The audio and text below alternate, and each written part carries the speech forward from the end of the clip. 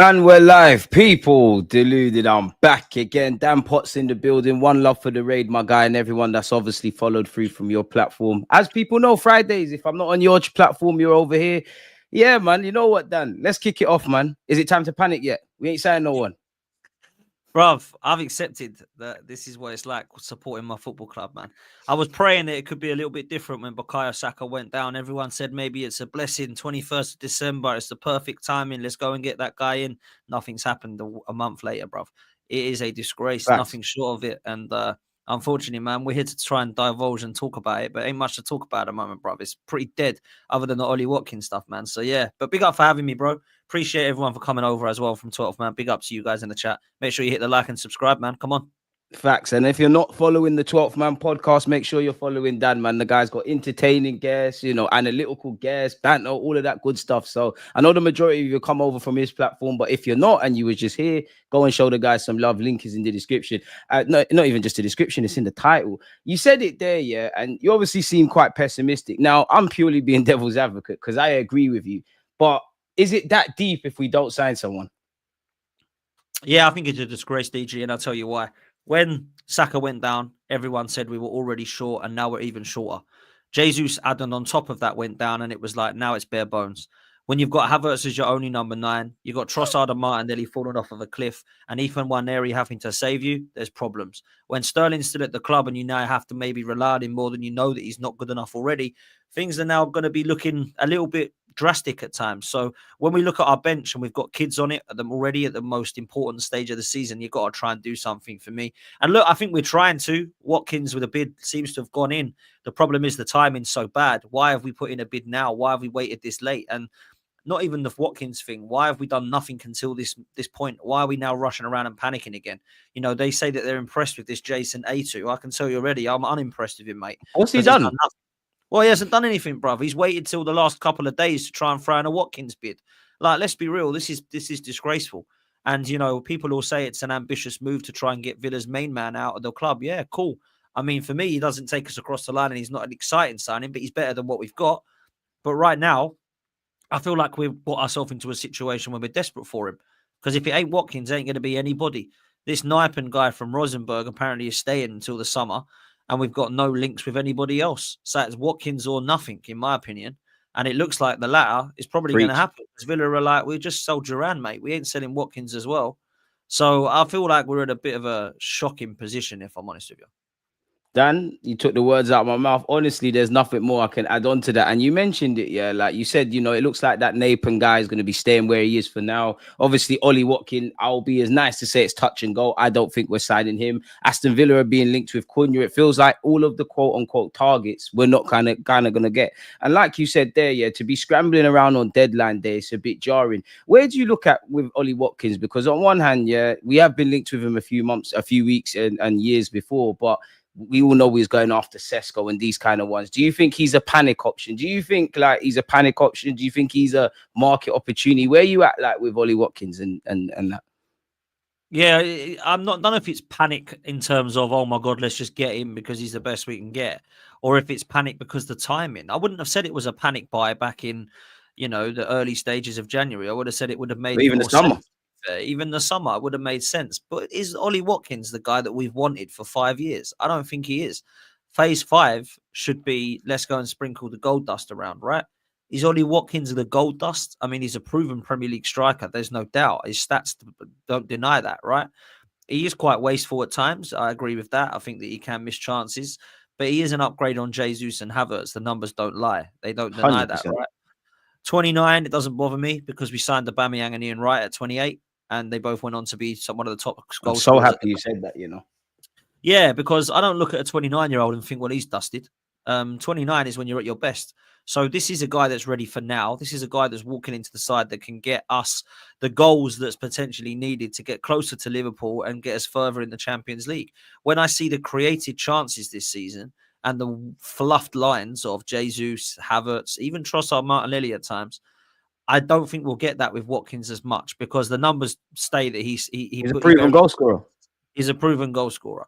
Now, when you're when you miss chances, everybody misses chances. Let's get that out there. Every striker misses chances, right? It's part of the game. when you miss chances and you don't take the others, that's when it pisses me off. So Fact. Havertz, for example, is doing that at the moment. As much as Kai's got a place in this squad, he is not the clinical goal scorer we need. Ollie Watkins, he might miss chances, but he'll still get 20 goals a season. And his head won't drop as well. You keep going. Bro, and you know what? His head could have dropped, DG, quite a few times, to be fair to Ollie. Yeah, because right? his form's terrible at the times. moment. Form at the moment, it doesn't look great. So maybe people will look at that and say, why are we signing him when he's bad? He might have done all, we should have signed him a couple of years ago. Maybe we should have. The good thing is he's a massive Gooner. So it doesn't really need to be a massive Gooner to come to Arsenal. It does help. But it means It's a his little bit dream more, move. innit? Exactly. I think he'll be liked by the fans because of that as You well. might not get this opportunity again either. Well, that's what the last thing I was going to say. At 29, he's got one more big move left in him. And I think he knows if he don't go now, he ain't going to go to Arsenal anyway. He might go elsewhere after Villa, but he ain't going to go from there. My biggest thing is the reason I don't see this happening is because it's going to be on Aston Villa. Like Watkins can go all he want and Arsenal can want him all they want. But Unai Emery has got to say, yeah, go on then, let him go. Yeah, but we ain't going And they just anywhere. let Duran go, as you said. They've just let Duran go. Now, they are linked with Asensio, Felix, and Cunha, which means that they are going to be looking at attackers. But I believe that's because Duran's gone and they've got some money, not because they're preparing for Watkins to go as well. I think they want to keep Watkins. He's their gun man. And I think they've got a better chance of progressing in the Champions League or, of course, top four if they've got him. They're still in with a trophy shout for FA Cup as well. So for me, I think that, the last thing they want to do is get themselves into a position in January to go still in the FA Cup, into the last day of the Champions League, fighting for top four still. Let's sell Duran and Watkins. What? No, that's not what they want to do at all. Suicide, really? It's crazy, bro. But that's what people are thinking is going to happen in the last couple of days. So if it does, it's going to be a mad few 48 hours or so. It really is. I think you're bang on the money. Obviously, we can't really talk about Watkins because he's not an Arsenal player. Me and you have spoken about Isaac. We'd love the guy, but for a variety of reasons, it's probably pessimistic in the summer and as well as now. But assuming we were to get Watkins over the line, in the last few days of this window, yeah, do you think that rules out going for an Isaac or a Sesko or another forward? I don't think it rules out a summer move for another one because Jesus is crocked and he's going. In my opinion, he'll go. I don't know where. Probably won't go next season, but he'll go at some point when he's fit. Sterling's going to be moved back on. I don't know what's happening with Trossard because he's rejected a new deal. So that could leave us, if they were to go, with Havertz, Watkins if he comes, Saka and Martinelli. That isn't enough. So I actually do think that we could go and get another player. Now, Arteta is absolutely obsessed with playing Kai Havertz in this attacking 10/8 thing. My biggest worry is if we are going to get Watkins, we're going to see Havertz in midfield a bit more, man. And I don't want that at all. And it wouldn't even surprise me if he tries to play Havertz as an attacking 10 and Ødegaard into the 8. Or Watkins or Isaac out wide for Kai Havertz through the middle. And this is an Arteta problem though, bro. Galaxy brain settings. This is a. If I said to you now, look at this brilliant striker, this brilliant winger, and this brilliant attacking midfielder, Mikel Arteta will somehow turn one of them into a right back. Do you know what I mean? That's what he does, bro. That's what he does. He sees them as versatile, and he wants to put them in another position. Pigeonholes everyone everywhere. Crazy, bro. Crazy. It's a mad. It's an absolute madness. I have to ask you, yeah. I know your thoughts. I probably know what you're gonna say. But if we did bid for Watkins, if we did try for Tell, which I need to get your opinions, how far does it go if we quote unquote tried but didn't get anyone? Like for you? No, it don't sit with me well. It don't sit with me well, bro. Because if I keep hearing, I have to ask, man. I tried, but I failed. Then if you fail, you need to leave because you ain't done your job. Do you know what I'm saying? Like it's a bit like me saying, "Oh, boss, I tried to come to work today, but I didn't. I couldn't." You know what I mean? You're getting your P45, man. I'll put the key in the car, but I just didn't turn it. But I tried. I just couldn't. That was all that happened. I couldn't. That's all right. Come back tomorrow. Give it another go. Wait till the summer and come to work then. Do you know what I mean? Or do they say actually you've done the wrong? You've actually got the wrong, like people in charge here, man, that aren't serious. That's the way it is. So like, I don't understand this. We tried shit. It just drives me insane. We tried. Our fans fall for it, man. The majority of our fans fall for it. It's crazy that these Sounds fans are stupid, doing that. Brother. Right. Let me tell you this. If we tried to get Watkins on the 1st of January and Villa said no, then we need to go and do something else. We can't try to get someone with 3 days to go and then go, well, we've just signed our other striker. We ain't signing him and go, no, we can't do it then. We can't do it then. Wait till the summer. Honestly, man, I don't want to hear this rubbish. And then if we are in a position where we've got 80 million pounds, I'd rather be going and releasing Victor Gyökeres for that money. And that's what I was going to say then. Like, for me, I know we've been linked with Watkins before. Apparently, Arteta's a big fan, Premier League proven, all of that jazz, yeah? And I don't work for Arsenal, but Sesko's been all the range. Is it too far-fetched for me to think they at least tried to ask a question about Sesko? That's not happening. They at least entertained getting Isaac for a variety of reasons. That's not happening. So now they're trying with Watkins. And that's why I feel like it's a bit of a panic buy, because the language did even shift from we want an inside forward to a striker. And I think I speak for everyone, where you just ask yourself, why didn't we do this in the summer? Like, it's jarring, Dan, man. Bruv, listen, we are excuses FC. We tried FC. What if FC? That is what Context Arsenal FC. are. Context FC, all these words, process, project, phases, kind of sick of it now, man. I just go and win me some trophies. And I will say this, I actually prefer Watkins to Sesko, because Watkins has scored a lot more goals in the last 4 years, and he's a gunman up top. Sesko, I think he could be good in a few years' time, but it's a development kind of thing, isn't it? I'm ready to win now. I don't want it to be that. So when I look at people that say to me, oh, yeah, there's an opportunity for us to get Sesko, who could be our next best thing in the next 4 or 5 years, give me someone now. And Watkins is that. So I can't be hypocritical and say, this doesn't excite me, I don't want it. Like, I don't particularly want Watkins in terms of he's not my number one. Gyökeres and Osimhen would be ahead of him. However, Watkins is proven in this league to score. So I actually do believe there's an opportunity for us to go to the next level and say, yeah, let's get the guy in now that's going to be banging in goals. And that would be Gyökeres, Osimhen, or of course, Watkins. What one are we likely to get? It looks like Watkins. Gyökeres isn't being mentioned, and Osimhen is a strange one, bro. How no one is going for him? There must know. Do you think there's something wrong with him? Because I'm with you, I like him, but there must be something, because he was linked with everyone in the summer. Is it wages? No, he's ended up in Turkey. Is it wages, bruv? Because he's on a lot of money. Gyökeres, likewise, there must be a move that he's agreed in the summer, maybe to United or something, because no one's touching him. Yeah, exactly. Spoken about wages. It's so bizarre, man. And Watkins, like, that's probably why we're looking at that. I think we want Sesko. Sesko is not going to be available until the summer. They're trying to now go for somebody, and the somebody that they believe they can get is Watkins. And we're going to have to wait in the next sort of 48 to 72 to see if we can get him across the line, bro. You kind of touched on it, yeah. And if we assume that, which is not going to happen, that we get Watkins, we get a next striker in the summer, I'd imagine, Zubamendi's not been sealed off, but it's fair to say we want a midfielder. Where does that place Kai Havertz then for you? Because as you said, Arteta loves him, he wants to play him, but he surely wouldn't be in the strongest 11. For me, where does it place him? It places him on the bench as an impact sub. However, I don't think that he wants him to be that guy. I think he wants Havertz to be the number 9. And I think he wants Havertz to be alongside a Watkins in the attacking 10, which might push Ødegaard to the 8, which I'm not against, by the way, because I like Ødegaard deeper. It sounded like pigeonholing though, Dan, man. Bro, I don't want Havertz in the 10. That's my problem. I want a Florian Wirtz in the 10 or a Musiala in the 10. That's my dream, right? So that's what I would like to see. If we see Kai Havertz next season in midfield, I'm going to pull my hair out, bro. Seriously. Like, you're going to be bored like judges, man. Like big up judges. Honestly, bro, it's mad, isn't it? So I don't want to see Havertz anywhere near midfield. I don't think anybody does, man. If he plays left 8 or he plays 10, honestly, it's crazy. Yeah, that's where I'm at, bro. That's where I'm at. Maybe Managerial will come into the middle, bro.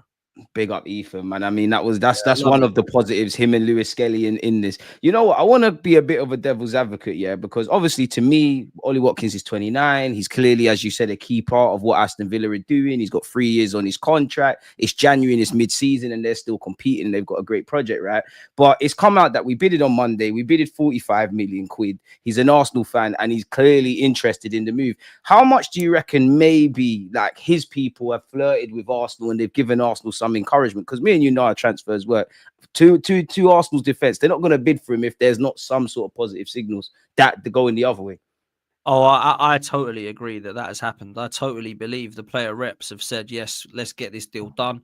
I totally believe Ollie Watkins wants the deal to happen. I think he wants the move. I do believe that Watkins is a huge Arsenal fan. I do believe that he would love to come to Arsenal. I do believe it's his last move in his career. And I don't think there's another opportunity that's going to arise after this potential opportunity. So I think Watkins will tell his representatives, agents, and club reps to do everything that he can to make this move happen. That then puts Aston Villa in a sticky position, because as much as he's not kicking and screaming and says, "I'll get me out of this horrible club," he is saying, "I want to move." And when you've got a player that wants to move, you've really got to let him go, if I'm honest. And I'll say the same about my players. If Saliba really wants to go Real Madrid, you're going to have to let him You go. got to let man go. Because, Yeah. You've got to have a happy squad, right? And it's the same with Newcastle. If Isak don't get Champions League football, he's going to want to go. That's just the way it is. So, look, I don't believe that this transfer will happen, because I think Aston Villa are like, nah, like summer, let's talk. But for now, we got a lot to do this window, and you're a part of it. And that might change where Arsenal are at, because we've done this before with Caicedo. We ended up getting Rice. We did it before with Mudryk. We ended up getting Trossard. If we do this with Watkins in January, if it gets to the summer, no doubt we'll go for Sesko, not Watkins. I bet you any money. No, 100% we're going for Sesko down in the summer. 100% if this doesn't happen. 1,000,000%. That's the one they want. That's where the Ornsteins and all of them are talking about Sesko. I genuinely think if Leipzig and Sesko said, yeah, we want to make this happen, I think we're not talking about Ollie Watkins. I genuinely think, I don't feel the club want I like Gyökeres, as you know, but I don't think the club are as hot on Gyökeres for whatever reason as much as us. The same with Osimhen. I think when you look at Watkins, he's been linked with us before, is that there's accredited interest. Sesko is a good player for me, but he's a market opportunity. But these things haven't been able to work. It feels like 2 weeks ago, me and you on your platform was talking about Cunha, who ironically is linked with Aston Villa. So I don't know, man. Obviously, we're still linked with Ferguson of Brighton. I'm waiting to see us buy Rashford, if I'm honest with you. Where you at with Matthias Tell of Bayern Munich, which it seems like Spurs are the front runners, bro? Look, I personally do believe Matthias Tell would be a good player for any of those clubs that are linked with him. My problem with Matthias Tell is I don't know if he's going to be actually looking at first team football ahead of the club. So, for example, if you look at the clubs that are linked with him, Arsenal are probably the ones that are closest to a Premier League title. The problem he's got is he wants to play first team football. And the only places I think he's guaranteed are Spurs and Manchester United. So that kind of rules out Arsenal and Chelsea and Villa, in my opinion, because I don't even know if he starts at Villa 100%. Maybe Chelsea got more players than we can count. Chelsea have got a unbelievable amount of talent and players, Sancho and Palmer and Pedro Neto. Technically Felix as well, even though the links to Villa. Yeah, true. Tottenham he walks into, because let's be real, I think you and I would. United, the way Man United, I mean, I've seen you play, man. You know what I'm saying? And Man United, they're in a position where they could probably allow him first team football. With Man United, they want to get rid of Garnacho and Rashford, though, don't they? So until that happens, I don't think they're going to be looking at Matthias Tell, and Anthony's gone. So I think there's potential there, but I think he'd be good for Arsenal. I like him a lot. I think he looks like a really talented player. But I like the guy you said back at Christmas time as well, the Leon guy. Cherky, is it? Cherky, yeah, man. I want him. Like I just don't think Arteta's keen on the attitude. Yeah, like the 20 million. He's got that chip on his shoulder, Dan, man. Yeah, that's a steal, though, bro. If he is that cheap, that's a steal. So, I don't know, man. I don't know where we're at. But I can see him going to Man United, if I'm honest. I'm with you. Are you having Rashford? I know it's mad, but when you're hungry, anything on the table, the market's gonna close. I'm starving, yeah, but I'd rather just drink water than get Rashford. You know what I'm saying? Like, real talk, I can't stand this guy, man. And it's just everything about him at the moment with how he's dealing with this. It's like chucking his toys out of the pram. I'm not taking a pay cut. Someone pay me 375. Well, that's why you're still at Man United, bro. You know, training with the kids. Bruv, he's training with the kids and he's like, why does no one want me? Work it out, bro. Nobody likes your attitude. Nobody likes the fact you won't take a pay cut. No one likes the fact that you just don't make sense. A massive fuss. Like, he's going to have to go to Dortmund or Barcelona or somewhere abroad, Juventus, because he isn't going to get any links to England, because the guy is just on way too much wages. And even if Man United said we'll pay 200, we still got to pay 175 a week for this. It still don't make sense. It doesn't make any sense. So I think forget about him. The only way we get Rashford is on a loan, and we can't loan anyone unless we get rid of Sterling or Neto. And it doesn't sound like we're going to do that. So, yeah, man, I don't want this player at all. And as much as I think he can be good on his day, I really mean it when I say this. I'd rather have Martinelli or Trossard I would. I don't think I that's the really would. craziest of shout, because I think everything that everyone will say around Marcus Rashford, they were telling me that in the summer with Raheem Sterling, he's worked with him, he can unleash him. I think Arsenal fans got, some of them got this passion for just repairing damaged goods, and I'm rooting for Rashford. No one likes to see anyone down on their luck, but just not here, bro. We haven't got time for that. Like, we need players, if we want to be a team to win a league, that we know what they're gonna do. We know we can get X amount of clean sheets. We know Saka can score X amount of goals. Beyond that, it's kind of muddied. I want to ask you, yeah, what did you feel about Neto and Sterling last 2 days ago in the champs, man? Because Neto made me scared. Sterling, I think, looked a bit more positive off the left, but obviously he's missed the penalty, which is the talking point, even though the bar's on the floor. But where are you at with the two lonies? Well, let's start with the goalkeeper. I thought it was embarrassing, if I'm honest with you. His performance was really worrying. And this is coming from a goalkeeper that's got experience at 35, 36. Mm. It was poor to run out like that in no man's land, to get nowhere near it. And then what makes it worse is he tried A to man save it dived. with his hands. Like, if you're diving there, that touches you, you're off. Like, he knows this. What is he doing? That was absolutely pathetic from him. And I understand he ain't played much and he's rusty, but that is just a head loss moment. That Trust me. Look, he made up for it with a couple of saves and commanding from his box, but that was about all he had. So not sure where his head was at and what he was doing. And the Bournemouth lads I speak to when we signed him, I was like, go on then, give me the lowdown. They're like, don't go near him. I'm like, really? They're like, this guy cannot catch a cold. So I was worried then. And then luckily we didn't see much of him. And then he had to play the other night. And I hope he don't play at the weekend. I pray with everything that Ray is back, because there's talk of an injury, but I hope that he's all right. So I wasn't impressed with his performance. As for Sterling, nothing's coming off for him, man. He just looks low of confidence. I knew he was going to miss that penalty. It was obvious. I thought that he definitely got clipped up for supporting him, man. I thought he was going to back if he went straight down the middle. Brother, he should have banged. It was actually a good save, to be fair, but still, like, everything was like, this guy, nothing's coming off. I thought he should have had on a penalty. I didn't think he dived. I thought he was fouled, if I'm honest. DA went down like a bit bad, which is why he's probably booked in the end. But for me, I thought that was a penalty. There weren't much else, though, from his game. I mean, he looked all right running forward. He looked to try and but cause the bar's a on threat. the floor. Wasn't really causing a threat. So, look, it wasn't a great game, if I'm honest with you. Ethan outshone everybody. He was by far the best player. But other than that, Sterling and Neto, it weren't for me. It wouldn't bother me if we don't sign either of them, just put it that way. I don't think we will sign either of them. How confident are you in Ethan being able to just make that right wing his own, at least to the end of the season? And is it too much pressure away from his ability on a young man's shoulders? You could also extend that to Lewis Skelly as well. Man, I think he's got all the confidence and he's fearless. He's composed. I would be giving him the right wing position now to the end of the season. Saka's not going to make it back in time, in my opinion. A lot of people are saying he will. But I don't think he will. And that's cool. That's fine. Let him have a break now till the summer. Let him get properly back fit, Saka, because he's going to be a lot of question marks over how long it's going to be until we see the proper Bukayo Saka. Let's just rule him out for the season. Let him come back properly next season. Give him a proper rest and a break. The kid needs it. Ethan, bro, burst onto the scene, as Michael Richards said. This kid really has. Like, I see this guy cut inside and I'm off my seat because I know he's going to shoot. That left foot is an absolute weapon, mate. And I look at what Miles Lewis-Skelly and Ethan Nwaneri are doing. They have been two of the best players for Arsenal this season. They're both 17 years old. They've taken the ball by the horns with the opportunity they've got. They're willing to learn. They're willing to built grow. for this, man. They're built, brother. And when I say they're built, they are strong lads. Like Miles Lewis-Skelly, you saw what he did against these players. He's just putting them on their ass. Kulusevski's a big lad. Sticks him on his backside.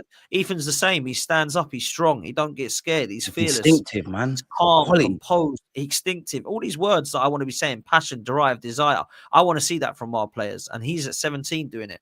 And I'll say this as well, right? This saved Mikel Arteta last time. And it might save him again. Because it weren't long ago that Saka, Martinelli, and Smith Rowe all come onto the scene and we're like, I know we're bottom, but we ain't going to be bottom for long. We're fearless. We'll get you out of trouble. And it looks now like Miles Lewis-Skelly and Ethan are going to be doing the same. Because at left back, we never knew this kid was actually going to be playing there. And at right wing, I thought we had another young lad that was going to come and play a few games in attacking midfield. Now we've got a starting right winger and a starting left back that are good enough to play there. Two of the first names on the sheet, and they're 17. I don't know how we've got here, but we have. Do you know what I'm saying? That's why this is why I asked you. I said, like you said there, I don't know how we got here, but we have. How do you look at the other players then? Because obviously we know they're young, but for a team that's trying to win the league title, it's like we got the most confidence in the young players. And for me, obviously, the older you get, especially where Ethan's concerned, you have to be less instinctive and a lot more calculated. But after the game, he was saying it was just instinct. Like, forget his goal, which we can't because it was amazing. I just think it was everything he was doing. I don't want to be critical on Mikel Arteta, but how quick is that going to get coached out? Because we're very scripted. But how does it make you look at the other team, the other members of the team, essentially, if them two are leading the way? One of the biggest compliments I gave the pair of them, and people ask me on them, is that, look, I don't care who they do it against. Because when people say, yeah, it's only Preston, yeah, it's only Bolton, yeah, it's only XYZ, yeah, but none of the other players are performing to that level against those teams. So why are those the two that are shining out? Like, they're outstanding. And Miles Lewis-Skelly now, people have said, oh, but he's played against, man, this guy's played against City, this guy's played against Liverpool, this guy plays Champions League, this guy's played cup games. We've now got the same with Ethan Nwaneri. In a position where they're playing in cup games, European competitions, I think we've got to be careful with them both because they're young. Yeah. But I don't think right now is the time to say, yeah, they're too young. Let's get the other. We ain't got no choice. Who else is going to play, bro? They've got an unbelievable chance. They've taken it, and there's an element of credit as well, and kind of reward. And both of them deserve this reward. If they're both fit, they both play for me right now. Rightly so. And I think they're two of the players that I'm looking at when they're on the ball thinking, wow, something's going to happen. Miles Lewis-Skelly, he can do everything in that left-back position. He looks like he can invert. He looks like he can ball forward. He looks like he can link up play. He looks like he can tackle. He can win balls back. He looks like he can drive forward. He's got pace. He's got power. He's got strength. Big fan. And then you look at Ethan on that right-hand side. And although I'm not going to say that he's like Saka, the way he plays is similar to Saka because he cuts in on that left hand, that gets left in the foot. Pockets. Looks like he's going to get in the pockets, link up play, 1-2 with the football, bang, got shots from outside the box, put them in the top bins. Big fan, bro. Big fan of both of these kids. And do you know what? They're the shining lights this season of a season so far that hasn't got that many positives in it other than we're second in the league and we're through in the Champions League. That's about all we've got. They're the two positives from me this season that are absolute must. For me, those two kids, they're going to be special. And I don't know if they're going to be Saka level, but they've got definite ability to be that. They're first teamers, without a doubt. 100%, bro. You know, when like I saw this with Maitland-Niles, with Willock, and with Smith Rowe, and I thought, yeah, they could be all right. Like, I think they could make it at a club. Whether it's Arsenal or not, I'm not sure.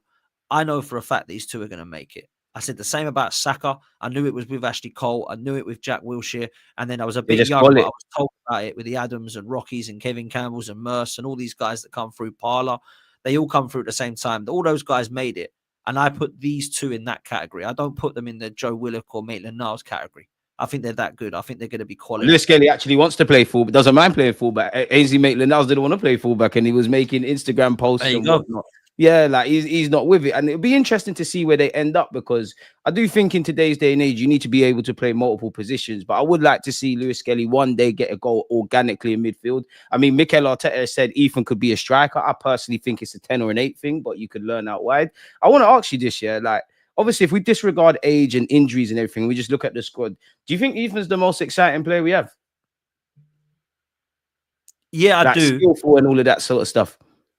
Yeah, I do. I don't think Miles Lewis-Skelly is miles off, though, in terms of excitement and next level and that kind of thing. I actually do think the pair of them are so exciting and so on a level with each other at the moment. It's hard to compare a left back with a right winger or attacking midfielder, right? Because you're always going to look at the most exciting position as being the forward frontman. And I think Ethan, with his goals and his ability, I think will definitely lift the crowd more. But I don't think you can underestimate the consistency of Lewis-Skelly this season. And in fact, he's played more minutes than Ethan Nwaneri, and he's looked more. He's the best option at left back now. Yeah, look, when everyone's fit, he gets in my first team. Real talk.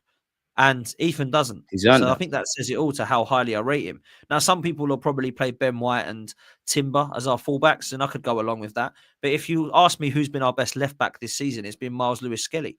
So I don't know which one excites me the most. I'm going to say Ethan because of the position he plays, but I love watching Miles Lewis-Skelly. I just think everything about this kid looks special, mate. He looks a talent. Just built for it, man. Like just from when he's rattling the Spurs fans and playing a blinder, he's getting into it with Haaland. He's been booked before he's actually come off the bench. Obviously, he's had that whole Wolves stuff. He just understands it. And even when I hear him say things like he gave an interview with Ian Wright, he's like, I want to play against the best. If I want to be the best, I have to be against the best. This is what I'm here for. And I like that temperament. You can tell when he does well, he doesn't think he's better than what he is. When he does poorly, he's not too excited. And more than anything, they get it. And like you said, they're a shining light. Like me and you been doing videos for years now. Obviously, me and you said in the summer, either on my channel or your channel, or even Troops' channel, we said when everybody's fit, the squad looks very small. There's still a case to improve the depth and sign a striker and a wing and whatever. Thank the Lord for Lewis-Skelly and Ethan, who have had injuries themselves, because where the hell would we be without them? And, obviously hindsight's a wonderful thing, yeah? And I know you was quite critical on the summer. I gave the summer a 6 out of 10. I think I gave it an extra brownie point because of the sales. I do admit it's just about a 5. I am going towards a 4 now, like in terms of a revision. But then how do you look at the summer? Because obviously Moreno isn't challenging Rice and Partey. Calafiori, I think he's good, but Lewis-Skelly's come on the scene now. Who else is there? Sterling and Neto, I'm pretty sure where you're at. But does this further highlight how much of a missed opportunity it was? Because we're paying for the sins in terms of the depth and scrambling around at the moment. Look, it's a madness. It is madness, bro. I don't know if it's my Wi-Fi or your Wi-Fi dipped for a bit, but I've got you back now. But yeah, bro, look, we're in a situation right now where I can't be too sympathetic because of the issues you raised about the squad depth. When you register 22 players, DG, right, you're going to be light potentially with 1 or 2 knocks. And Manchester City are in that boat as well, bruv. It ain't just us. Yeah, Manchester City have found that. The difference is, look what they're doing in January. Yeah, look at what they're doing in January, bruv. Bro, they've got Huzanov. They've got Vitor Hayes, who looks like a very talented young player. They've got Huzanov, who looks like a very talented young player. They've brought in Marmoush, a player that I think Arsenal should have been all over. Well, we should have got him, man. Absolute steal for that much money. Baller. And then you look at the midfield options. They've got Cambiasso coming through the door and potentially Douglas Luiz. They could save their season. I'm not saying they're going to go win everything, but they could actually give themselves a good chance now. And they can say, do you know what? Got to hold it L here. We had a bad summer. Let's go sort it out now. And look at what Arsenal are doing. We've had a bad summer and we're doing nothing. Yeah, what should we do? Well, how long's left? There was no one on the market then, man. We better sign Watkins. I don't get this. And this is the thing. We get told this. It's very hard to do anything in January. Nobody is available. It's a hard market. We're going to try. If we can get a player, we will get it. All this crap. And then Man City go and sign 6 players. Well, it weren't hard for them. PSG just got Kvaratskhelia and that. And other teams are at least trying. That was the one, DG, man. Bro, he should be at Arsenal Football Club. Bruv, I was so pissed when that happened. And I was so excited. You can see why it would bang for us. Better. Do you know what I'm saying? It was like, you better now. This guy's available. Kvaratskhelia and Marmoush have both gone. We've got neither of them. Even Marmoush, like the Kvaratskhelia thing, I wanted him 100%. It seemed like he's going, but I can understand. I can sympathize when PSG get involved and they're saying 3 times your salary. All right, you lost that. But Marmoush, he's there for everyone to see. Go and get him. Once he goes into Pep's hands, it's peak. Like, and even Pep, like, and City, they're going about it more actively. For us, we didn't have the market. The summer we wanted. We've come into this market without a sporting director, bidding for Ollie Watkins on the last day of the season, in which I wonder where it leaves everything. Like, would you take Vlahovic off topic? I forgot to ask you that. Would you have Vlahovic? I probably would, you know. I probably because I'm getting desperate then. But yeah, I probably would over nobody because I feel like with Vlahovic there is still something there. I think he suits the profile for what we want as well. My problem is that I'd rather have Watkins than Vlahovic. Vlahovic would be like the last level of what we go for this window. I'd rather have Vlahovic than Evan Ferguson on loan. Or, you know, like for me, Vlahovic, João Pedro, Cunha, Watkins, they're all at that kind of level that I would probably take them, but I wouldn't be excited by those names. Whereas I think Gyökeres, Isak's a dream, but Gyökeres and Osimhen, I'd be like, right, cool, we've got that striker. We know we're actually serious. Yeah, that would show me a bit of ambition. This at the moment is just a bit of a mess, if I'm honest with you, DG, what I'm seeing. It's crazy. I want to echo your words. It's a mess, and again, I have sympathy for the fans, for actually the players, but for Mikel Arteta and those above, any injury issues we've had, all of that stuff, I can't have sympathy because we've seen this story. Maybe not last season, but we've seen it before. We were 2 points off City last season. We didn't have that summer that we needed. That's why I kind of mentally checked out last season because I maybe I'm just a naive football fan, but I don't see the summer we came out of and think, yeah, we're gonna go for the title. You need a lot of variables to work in your favor. No injuries. You'd have to assume someone like Kai Havertz's form would keep going. You know, Saka wouldn't get what he's getting. And I think that, as you know, Dan, we've been watching football a number of years. I think that's too romantic, man. I think we've engineered our own issues. Of course, there's been referee decisions. There's been factors out of our control, but there's also equally been factors in our control. And that's why I look at the Kroenke. Like, where are you? Like, do you feel the Kroenkes actually want to win stuff? Because I think me and you have spoken about Arteta before, but do you think they actually want to be winners and bring Premier Leagues and all of that jazz? I think you need to look at the last two windows. And then if you're still asking the question, are our owners ambitious? Then you've got your head buried in the sand, man.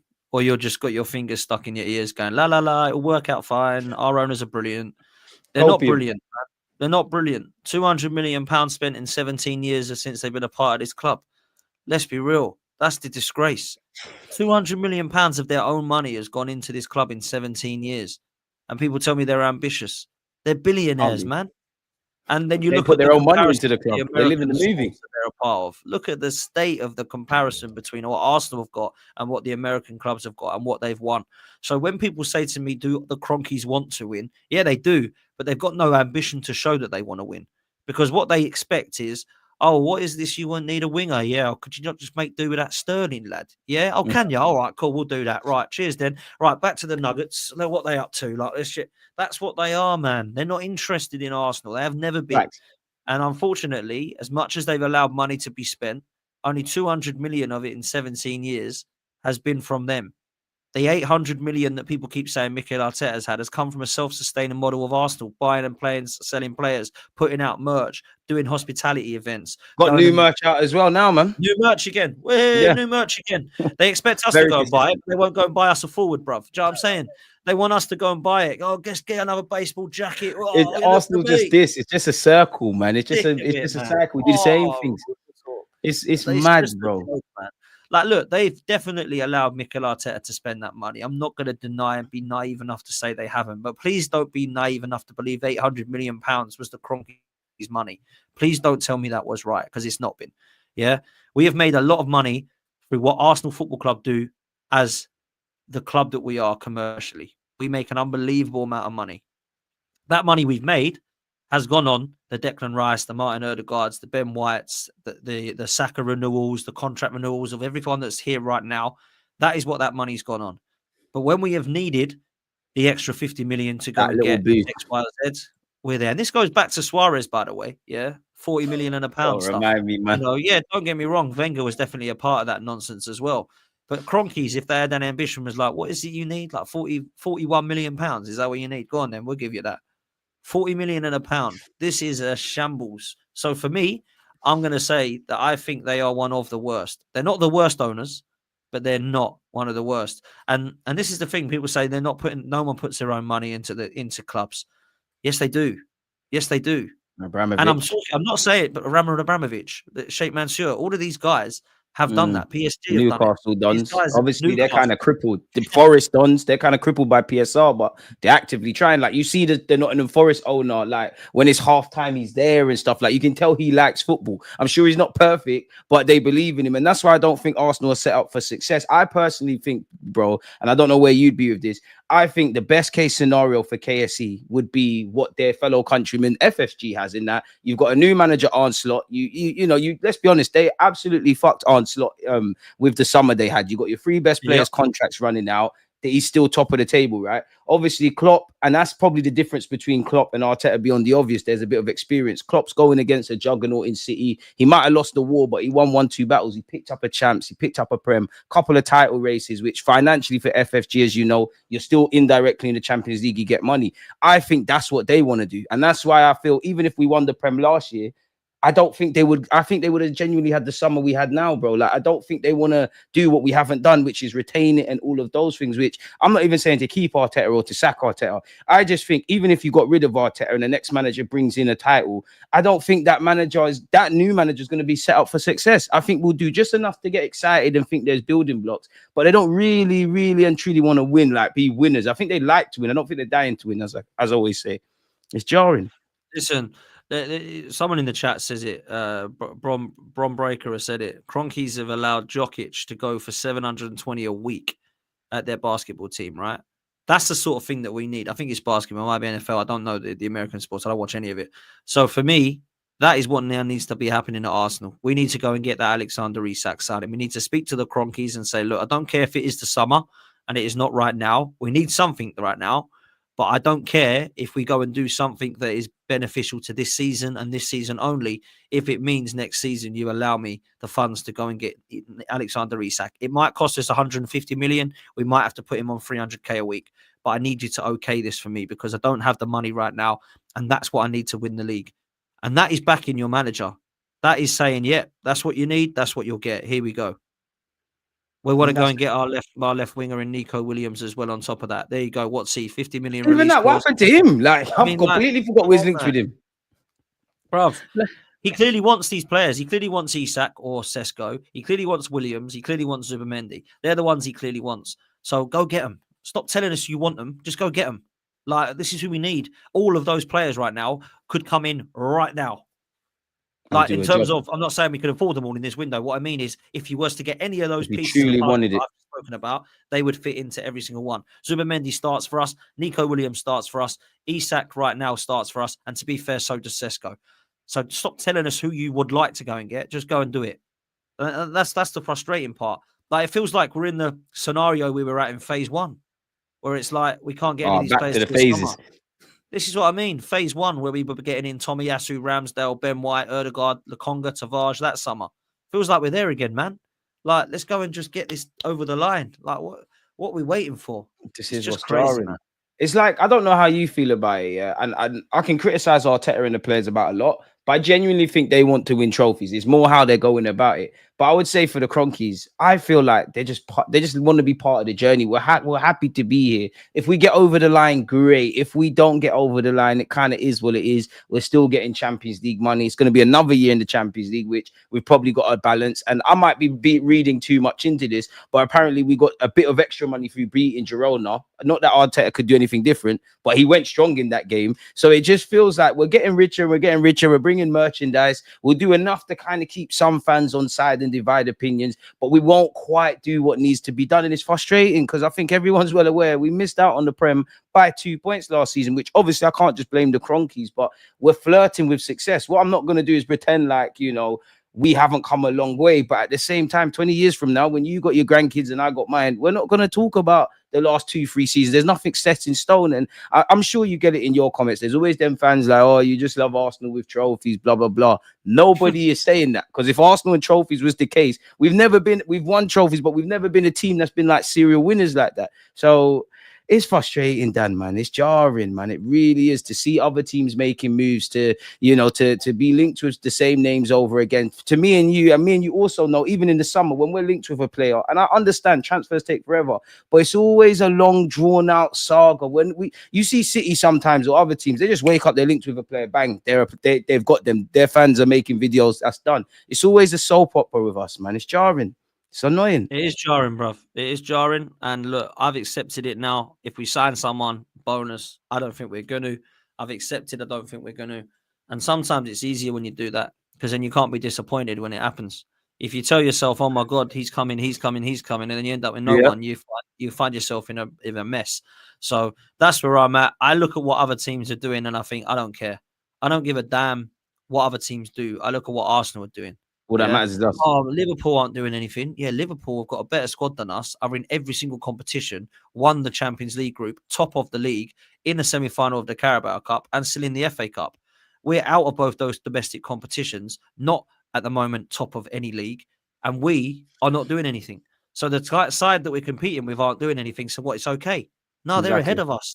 They've got Jota and Nunez up front. They've got Diaz and Gakpo on the left. They've got Salah and Elliott. They've got Zoboslai, Curtis Jones. They've got Alexis McAllister, Gravenberch, Endo. They've got backups to every single player. Their squad's good. Their defense is good. The only player they need, in my opinion, potentially to come in this window is another left back like an Anthony Robertson or a Kirkes or Ait Nouri. That's it. They don't need anybody until the summer. So then look, maybe they need a 9. Maybe they might need a creative midfielder. Maybe they might look to Brian another player if someone goes. But Liverpool right now have got a good squad. So right now, Liverpool, we don't have to worry about them. They've got a better squad and a better bench than us. It's facts. Exactly. Like, we have to face our front, man. And even that, Ancelot came out yesterday or the day before and said we're working towards set signings in the summer. And to be fair, FFG, whether they do it or not, they owe that man a summer, especially if he wins the league. They owe him a summer. Like, they had a half-fit Chiesa. Would you take Bacola? Somebody's asked. I like the look of him. If I'm honest, he scored a lot of goals this season, so I probably would. Yeah, I think at 22, let's have a look at his stats now. 11 goals and 3 assists in the league. 2 goals, Bring 2 him, man. assists. The bar's on the floor. Bring that. He's not doing too bad. So yes, I would take him. But I would prefer a striker. You know what? I was of the talk of I'd prefer a left and inside forward just because I thought, you know what, it probably is easier to get a striker in the summer. I'd like both. I'd like either, don't get me wrong. But then I saw the language kind of change. If you can get me a number 9, great, because I think I speak for everyone. There's been so many games where if a striker could just put the ball in the back of the net, we got more points on the board and we're keeping it moving, which is jarring. How much, like, do you have to hold Arteta accountable? Because at the end of the day, like, he's agreed to work this job with the context is whether the Cronkies are spending or not. Because I do think people like to quickly blame how much the Arteta liable, did you say? Yeah, like how much, regardless of what we and you have to say about the Cronkies and that, I can't sit here and say last season it's the Cronkies' fault we didn't win the league. So like, how much how much is Arteta accountable then? Massively.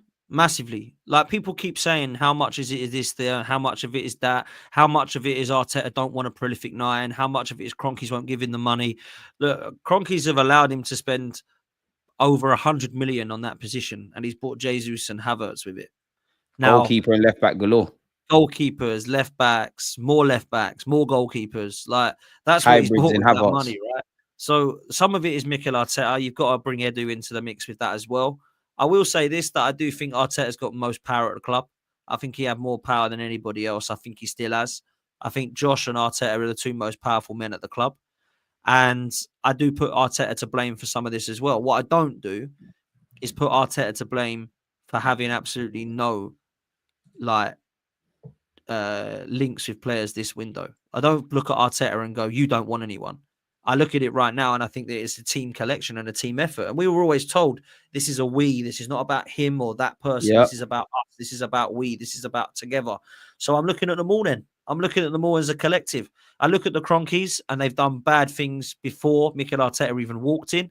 I look at Stan. He's silent. Never hear from him. I look at Josh. He's told us to be excited. We still haven't won anything. I look at the board. We haven't got anybody in place to do anything right at the moment. Jason Ato has now just been told, yeah, go on then. You give it a go. What's happening with him? Is he any good? Then you've got Mikel Arteta, who's taken 5 years to sign a prolific striker, and we still don't have cover for Bukayo Saka, Saliba, or Odegaard, even though Waneri might be there now. Still ain't replaced Xhaka, even though Rice looks better in that 8 role, I must admit. I've bought up 15 left backs, and the best one we got is a 17-year-old who's come through the ranks. Still ain't replaced unbelievable amount of goalkeepers. No left 8 to replace Xhaka. No Aubameyang replacement. That's all down to Arteta as well, in my opinion, because he's seen the vision. He's replaced the other positions. Why has he not replaced them? And then I look at some of the PR spin and the commercial stuff as well, and I find it embarrassing, if I'm honest with you, bro. Like, I don't actually care that there's murals on the side of the wall. That's just kind of tongue-in-cheek. But it don't look good when I'm walking around the ground looking at legends, and then we go towards the game and we've got pictures of our set-piece coach and Win the Dog. That's just embarrassing, in my opinion. And the dog called Win as well. We big up the dog. But we don't win, you know, all these antics. Like, I don't actually mind, bruv, the antics if we're winning. But yeah, I like all of that. But like you said, I need to win. If they don't win. Do you know what I'm saying? Like, we just got to say it how it is now and stop with the waffle. We have done stupid antics that have made us embarrassing because we don't win. Fact. And this is the guy that's pickpocketing his staff and the squeezing lemons into jars and drawing brains and hearts on paper and getting light bulbs in his house and his hands. And I like all of that stuff. We need to win.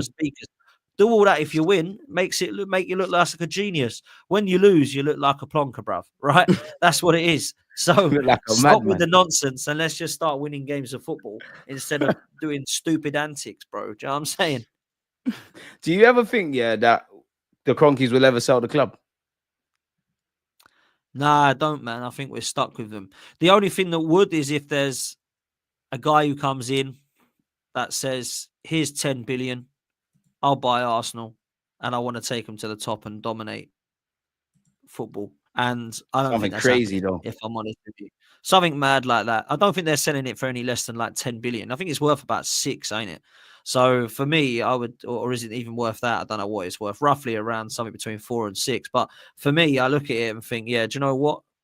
That's the only hope we've got.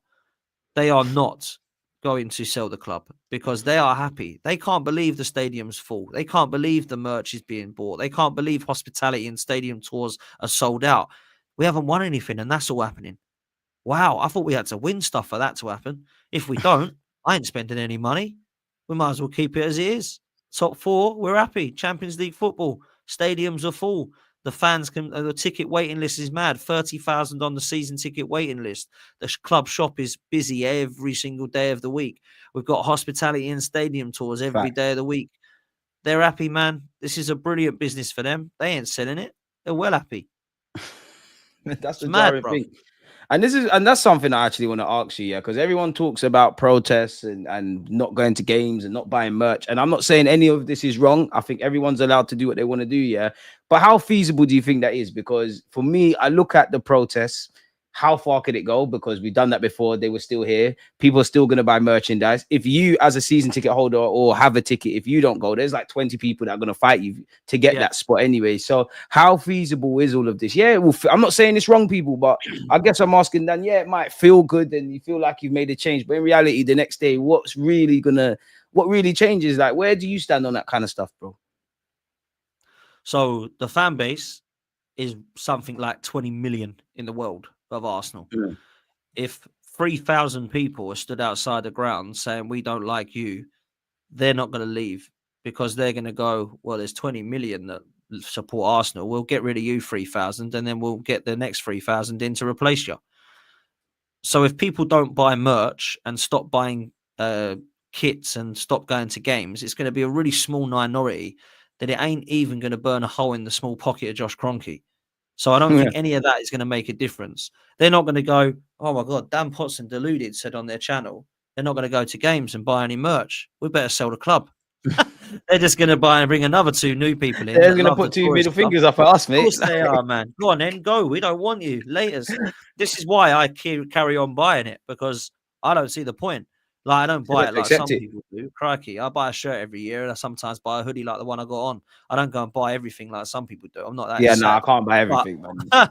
But I normally buy a home kit or is nice. I won't lie. It is nice. Yeah, look, the merch is lovely. I will happily wear it. I'm an Arsenal fan. I don't wear it thinking, good, Cronkies. I'm wearing Cronkies stuff. I never have done.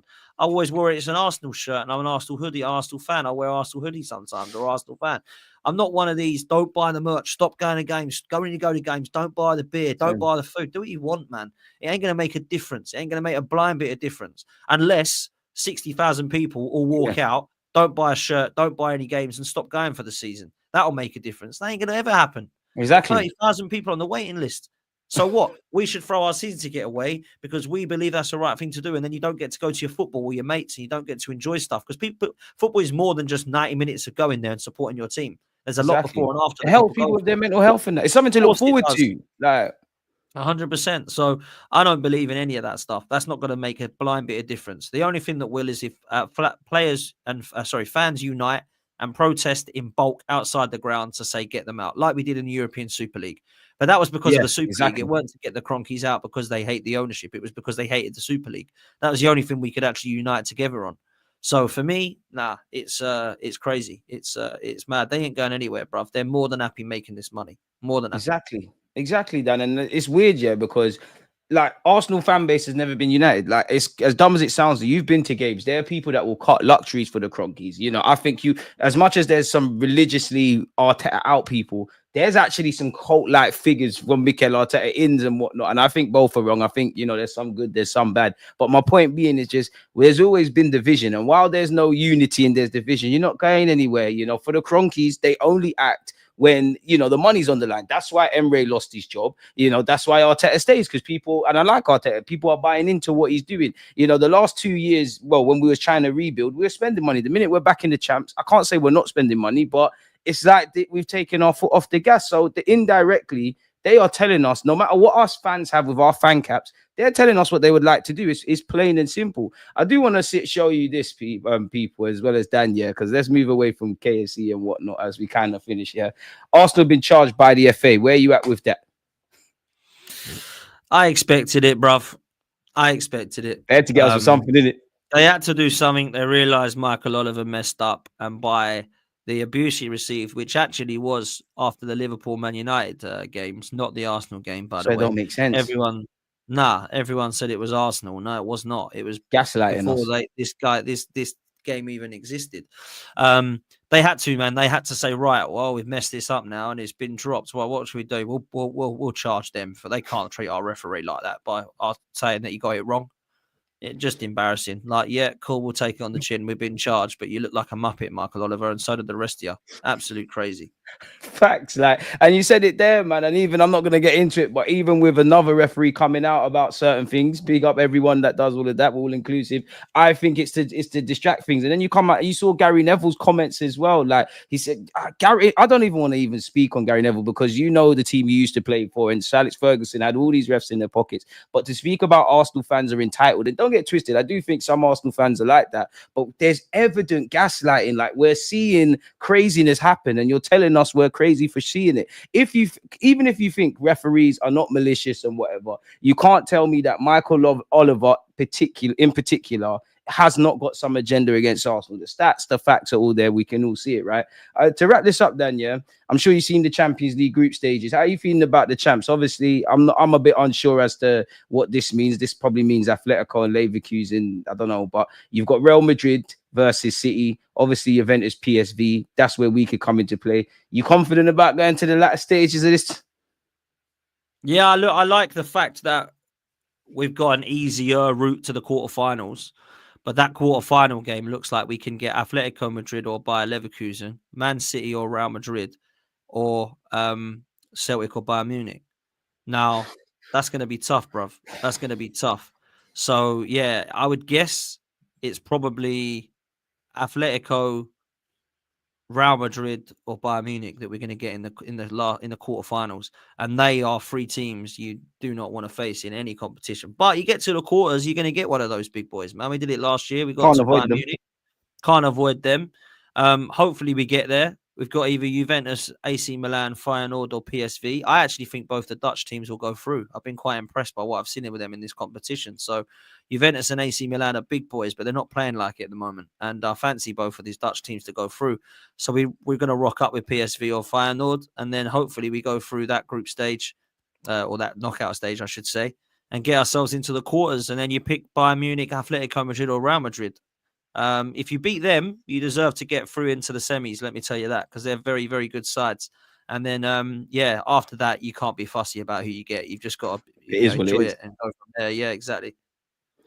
Where you at with the Prem and the champs then? Like, obviously, we can't really talk like we're going to win either. You know, the Prem, we're second. The champs, we're technically in it, so we can win it. Which one do you think we're more likely to win or have a better chance? I don't think we're playing well enough consistently to play and have confidence to win the Premier League. So I'll go for the Champions League, and it's the one that I'd rather win. So I'm going to be putting everything into this, man. I want to put everything into this now. Not that I say that we're not going to, but if it means we have to go in full for this one and rest against Everton at a weekend game, or Brentford at a weekend game, rest against Everton or Brentford, go all out to get as far as we can in this competition. And once you get to the semis, let's say we get through the last 16 and we've played, let's just say Feyenoord. We beat them, we go through, and then let's say we get Bayern Munich. Once you beat them, then you're starting to play thinking, right, okay, 3 games and we've won this competition. Then you can start putting all your eggs into it, particularly if you're still 6 off of Liverpool in the Premier League. You can start to say, right, okay, now it looks like Barcelona and Liverpool are going to be our semi-final top. Like one of them is going to be our semi-finals, and then potentially after that, it's a Dortmund or something. I don't know, whatever it be. You get a Dortmund and Barcelona as the semi-final and final. Let's just say that the way it is, mate. Anything can happen. So you've got to be all out for this competition, man. I was asked right at the start, which do I want? I said Champions League. That's the one I want, bro. I more want the champ. We ain't won the champs in it, and Exactly. I just don't think we're gonna get that Liverpool luck. That definitely the 2 times in my life I've seen Man United win the league, win the champs. There was an element of luck. I've seen Liverpool come from behind in a final, 3-0. The last 2 times Chelsea won it, it was dodgy. It feels like Arsenal. We're not gonna win it like that. We have to be absolutely perfect. So I'd rather the champs. For me though, I think the Prem's more realistic, just because on paper there's more margin for error. I'm not really that optimistic. At the Emirates, I think we could take on anyone in the champs. It's when we start going away from home, I get a bit nervous. And a bit like what we saw against Bayern Munich last year, bro. It's like the fine margins. Like, for obvious reasons, we are not Real Madrid. But you could see a reality where across those 2 legs or whatever, Man City are the best team across 19 minutes or 89 minutes. All it takes is Carlo to do that, Vinicius to do what he's doing, and they keep it moving. I don't think we've got that in our locker. And that's before we talk about Bukayo Saka, if and when he's back this season. So I personally stand more with the Prem. So it's interesting. I think we both agree that, listen, we'll be lucky to get either one or, a double or whatever. We live in hope. We face reality. It's peak, man. It's mad. Bro, we got to be confident. We got to be confident. We have to. That's all we've got, man, is the hope. And look... Premier League and Champions League. You win both of them this season. No, you won't hear any of us moaning. That's for sure. Arteta deserves a statue. I know that much. If he does that. Listen, I want it so badly. I want it so badly to win this silverware. Not just for him, for everybody involved in the club. This is what we should all want, man. Right? Like, what we want since me and you have started making content. Like, we've won a couple of FA Cups. Years of pain, bro. 21 years without a trophy in the Premier League, 30 without European trophy. Come on, man. I was a baby when we last won a European trophy. I was 7 years old. Or 6 years old I was when we last won. I don't even know where I'd have to do the maths, mate. I don't know where I'd be, man. Crazy. I'll tell you what I was 16, 17 years old when we won the Premier League. I was 6, 7 years old when we won the European trophy. And then obviously the FA Cup was only a few years ago in COVID. So that's the last one that I and we couldn't even celebrate that one. So that's how mad it is, bruv. We haven't actually been able to celebrate a trophy properly since 2017. That's too long. This is what I'm saying. This is peak. And think about everything we've gone through in that time as well. My last thing for you then, Dan, obviously Sunday, Arsenal versus City. Where you at, man, with that? Yeah, I think this is going to be tough, bruv. I think this is going to be tough because I feel like City are just getting a little bit back to it. Foden scoring again. Haaland's seen when the goal is again. Savio looks a baller. Marmoush looks to have taken them to a kind of creative level on both of their flanks now. If they can get the balance in their midfield right with Kovacic and co, then they have a chance of taking something from us. And I do actually believe that they will take a point from us. And I hate to say that, but I do think they will. What does that mean? Well, it all depends what happens with Bournemouth and Liverpool. I think Liverpool could drop points there. I think Liverpool will beat them, but I think Bournemouth could take a point. They're in form. They are in form. They're on fire. As for Arsenal, we should beat them, bruv. We should dominate their midfield. We should be enough for them up top with their defence. We should be able to allow us to be a threat from set pieces. But I'll tell you what will happen in the coming hours and days. There will be pictures and videos of Gabriel having a ball thrown at his head, Haaland being stay humble, Pep using his face as a scratch card, Arteta screaming at referees. This will all be hyped up, bruv. This will all be hyped up to be this rivalry and this hyped up game. And I think it could be a real tasty one. I think it could be quite a nasty one on the pitch. And I think that we need to go and get 3 points. My heart is telling me that we're going to win this 2-1. My head is saying we might draw it. I hope I'm right, bruv, in my heart. I really do. We need to win. I don't think you're wrong, man. I think a draw obviously within the context of us trying to win the Premier League and keep up the pace with Liverpool and all of that jazz, we need to win. A draw doesn't help us, but a draw against City isn't the worst of things. I don't think we're necessarily going to see the City that we've generally seen with their form, but I think we should be bullish, man. City's form has been on the floor. Obviously, their team needs to adapt, and I'll be real, forget all of that. Just off the aftermath of what happened at the Etihad, you know, people throwing rocks and hiding hands in the sense of whoever threw the ball at Gabriel, I think it was Haaland, and then kind of hiding your hand. The way Haaland was behaving with Mikel Arteta after the game, all of their players are a bunch of divas, if I'm honest with you.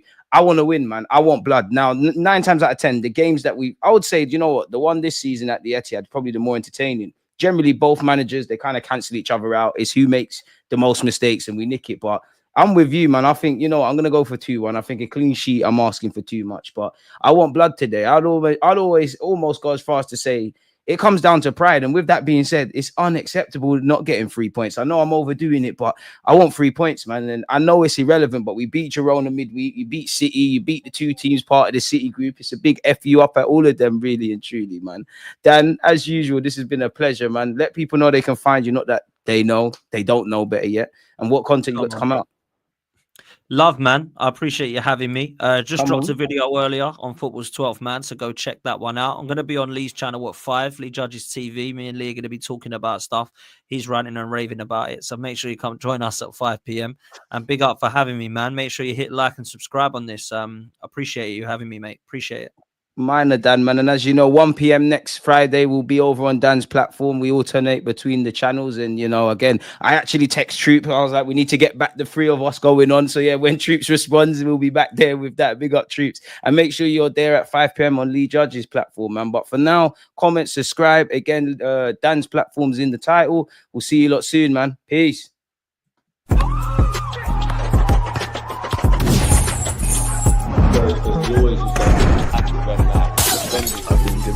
Like